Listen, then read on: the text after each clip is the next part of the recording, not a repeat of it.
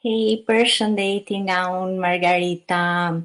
Ndonjëherë, transformimet më të mëdha fillojnë me hapa më të vegjël. Siç thot edhe James Clear në Atomic Habits, nuk është fjala për të ndryshuar jetën brenda një nate, por për t'u paraqitur çdo ditë me një përmirësim të vogël. Dhe ky është parimi që e bën biznesin digital online kaq të fuqishëm. Sepse ky rrugëtim nuk kërkon të jesh perfekt. Nuk kërkon të dish gjithçka që në fillim.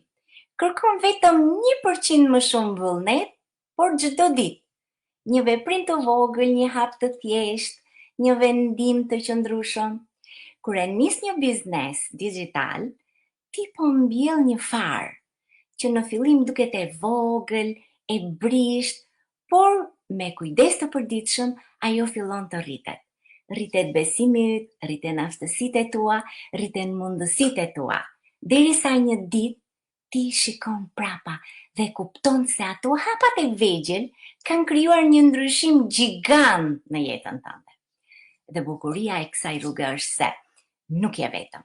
Ke një komunitet që të mbështet, ke një platformë që të udhëzon dhe një sistem të provuar që funksionon.